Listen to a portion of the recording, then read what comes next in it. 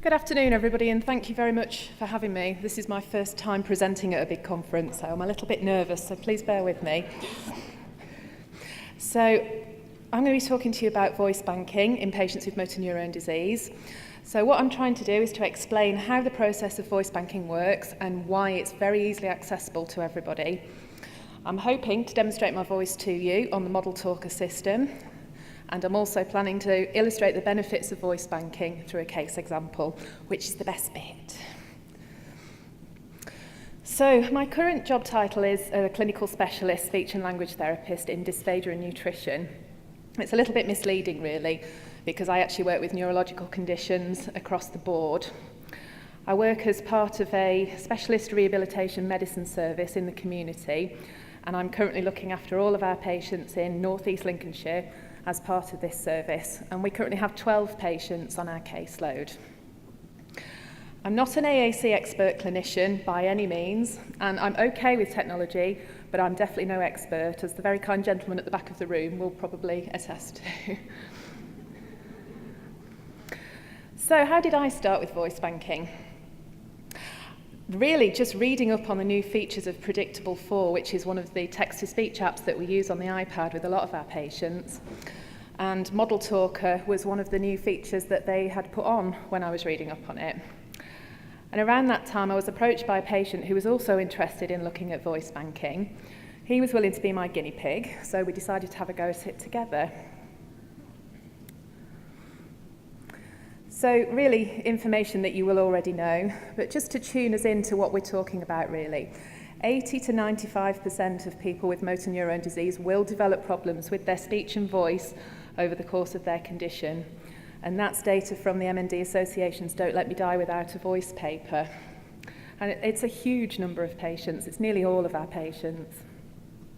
So this will range from a mild dysarthria to no voice and no intelligible speech.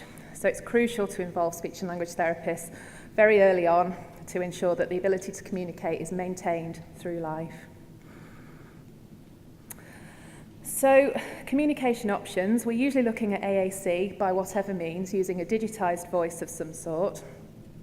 The quality of the digitised voices has improved hugely over the last few years, but it's still never going to match the voice that belongs to you as a person. So voice banking allows the user to record a set of sample phrases, which is then turned into a synthesized version of their own voice, and this allows for unlimited words, phrases, sentences to be generated. I've been using the Model Talker system, which has been created here in the USA in Delaware by a company called NEMA's Speech Research Laboratory. And when you sign up with Model Talker, you agree to donate your voice to them as part of their research program. And they're trying to produce voices for children who've never had a voice before. So you become a beta tester for them. The patients record a set inventory of phrases, which is made into their Model Talker voice, and you can then download that onto whichever speech-generating device you're using. So it's really simple. That's what I really need to say to you today. It's really simple. All you need is a Windows-based computer with Google Chrome. You need a USB headset with a microphone, and that's the recommended one that Model Talker provide on their website. You need a good internet connection, and you need a quiet room, which is very often the biggest challenge of all. And I've found myself sat in some really bizarre situations with patients with blankets over my head and all kinds of things trying to get rid of the background noise. It's really not a good look, I think. So the patient registers with Model Talker and sets up an account, and Model Talker then sends you through a link to access the sample sentences. You link your USB headset to the computer, which is easier than it sounds, and then you measure your silence level. The patient records their 10 sample sentences, and they're sent off to Model Talker automatically when they're completed. Sometimes they send it back, you need a few tweaks, they pick up on noises that I've never heard when we've been doing recordings, but you do tend to get there eventually. And once the sample's accepted, Model Talker sends through a link to the full inventory. And the patient records the full set of 1,600 sentences, which goes through automatically to Model Talker. It takes between 6 and 8 hours to do the recording, so there is a time investment there. When I did my voice, I found it took me about 20 minutes to record 100 sentences, and you don't have to do it all in one go. You can break it down into as many chunks as you need to do. The really nice thing as well with Model Talker is that it lets you listen to your voice as you're going along. So when you get to about 200, it does the first bit, and 400, 800, and you can really see how your voice is building up as you go along. And I found that really motivating when I recorded my voice, which is great for patients too. So you can then open your voice within Predictable app or any other Windows-based system, and it also works in Android too, I believe. Okay, so this is where we hope it works. I'm hopefully just going to give you a really quick demonstration of my voice on the Model Talker system. So I'm just going to give you a few of the pre-recorded phrases that are in Predictable. What have you been up to? What's new? I'm just deleting as I go. How are you? See you soon. So you get the idea that it sounds like me.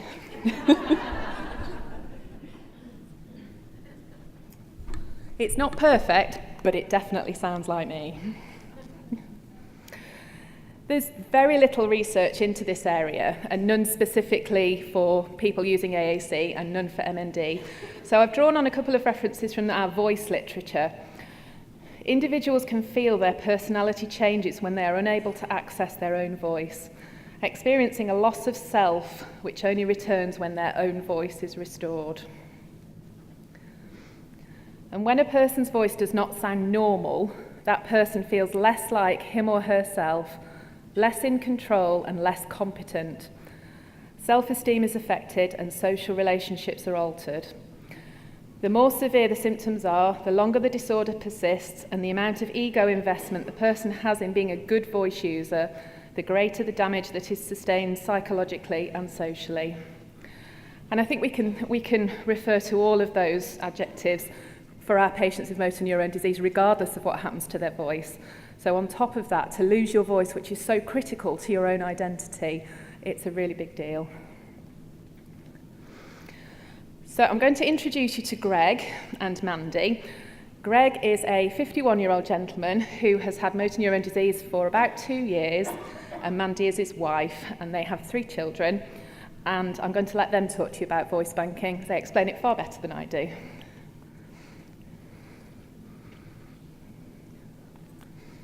My name is Greg. I've had motor neurone disease for 2 years. We decided to bank my voice with Model Talker because I wanted to go one better than Stephen Hawking.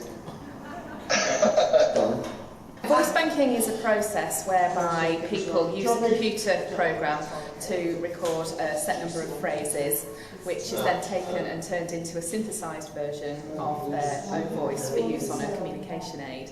So communication aids traditionally have used computerised voices, digitised voices, which, although they've improved in their quality quite a lot over the last few years, can still sound quite robotic and quite unnatural and not like the person who's speaking.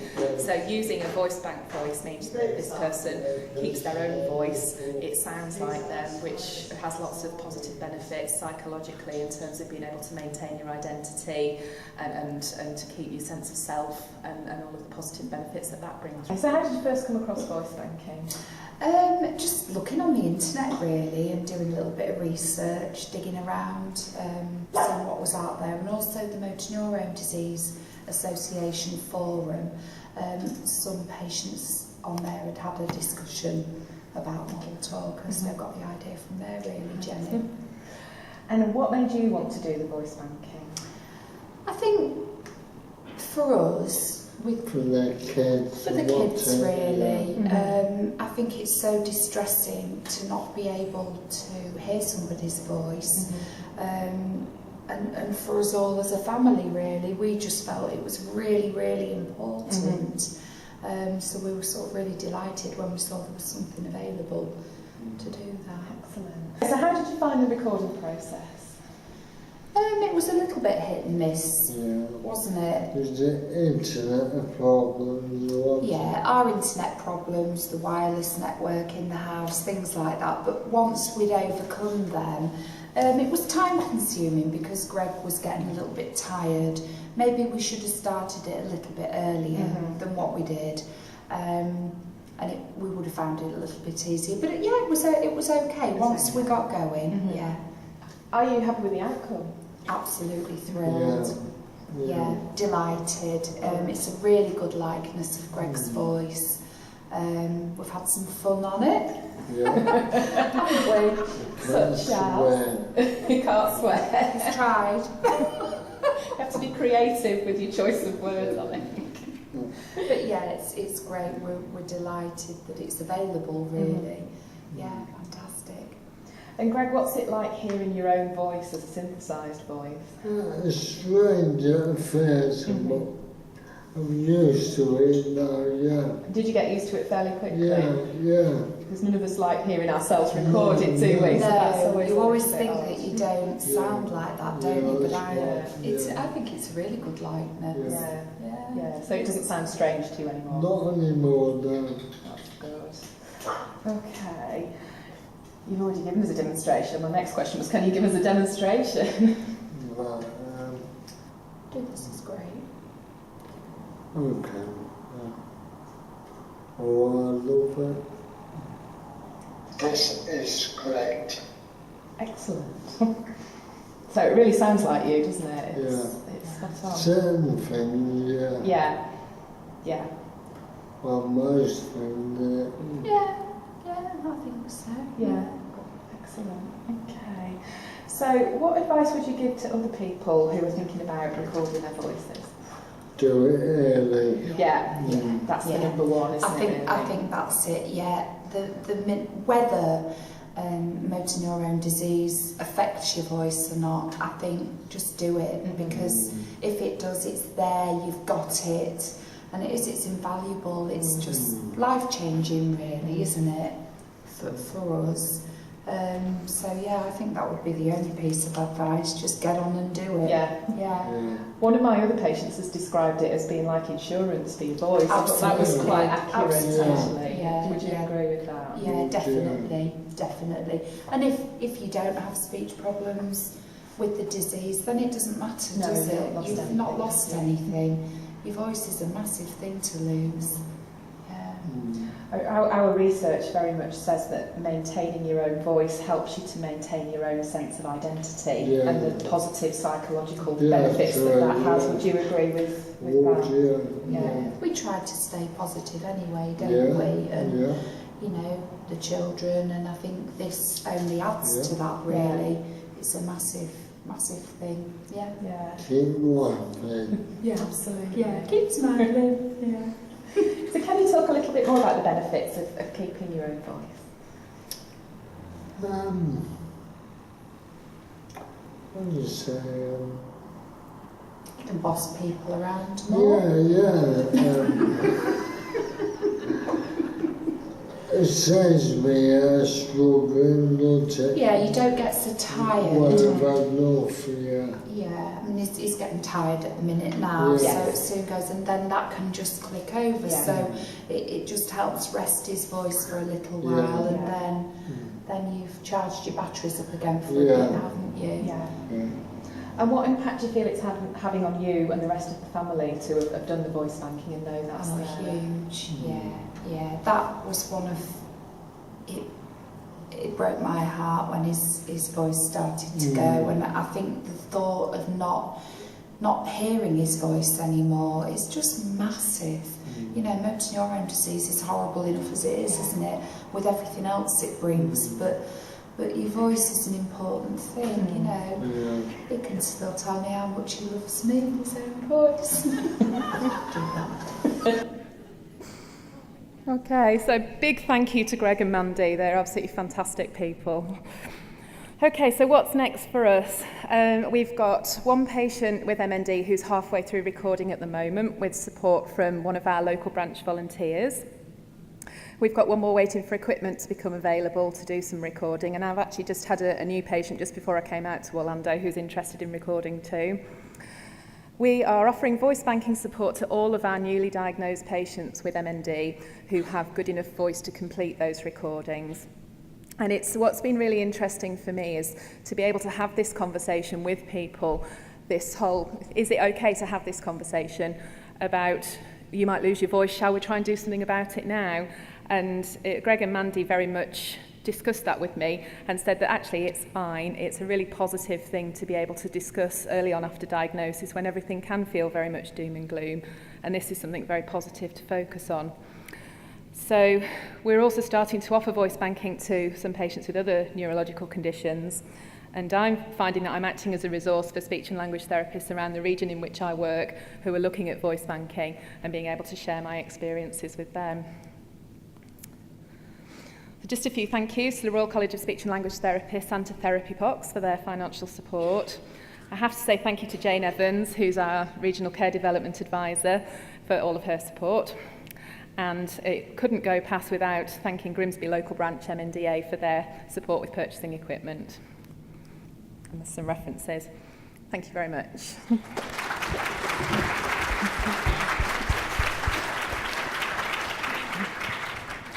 Thank you, Jennifer. I'm sure that's going to stimulate some questions from the floor. Yeah, we've got one at the back. Hi, Nicole Hutchinson from Australia.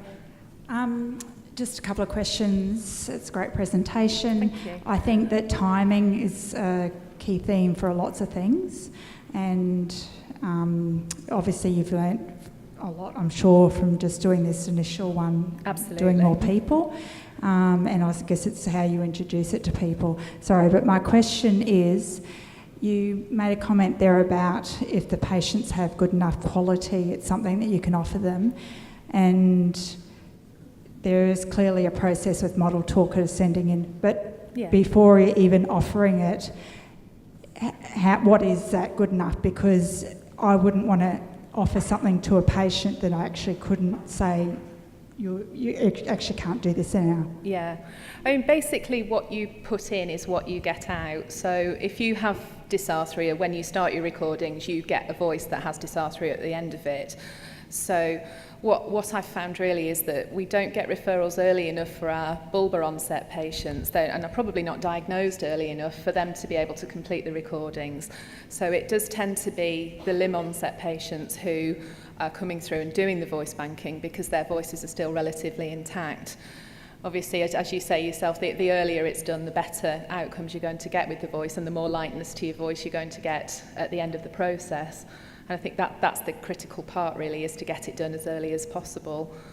But it is possible to do it with dysarthria, but you will get a dysarthric voice out at the end of that process. So it depends what's acceptable to the patient, I think. And I also think it depends on how fast they're deteriorating, because if they are changing very rapidly, it may be that they don't manage to complete the process, which could be a bit soul-destroying if you'd started it and got part way through. Thank you. Any others? One more. Okay. It's a great presentation. I'm Kiki from Taiwan M&D Association. I actually have two questions. The first one is, a lot of people in Taiwan and China, they speak Chinese. Since it's called voice banking, is it means a lot of currencies of voice can be stored or saved in this system? That's the first question. Can Chinese speaker can also use this system or this voice banking? And the second question is, how many phrases? That's the basic size of the phrases have to be input before it can be build up a voice bank for its individual. Thank you. I'm afraid I don't know whether there is a Chinese version. This version has been created in the USA, so it's for English speakers, and I'm afraid I really don't know whether there are versions out there that are catering for other languages. So I can't answer that one, I'm sorry. In terms of how much you need to record, it's 1,600 phrases on the Model Talker system, and they are quite short phrases. Some of them are a little bit bizarre. There's quite a lot from The Wizard of Oz, and some from Little Women, and a lot about wolves. So I think it's to do with how they phonetically balance what they put together, which is way over my head. But this system takes 1,600 phrases to get your voice at the end of it.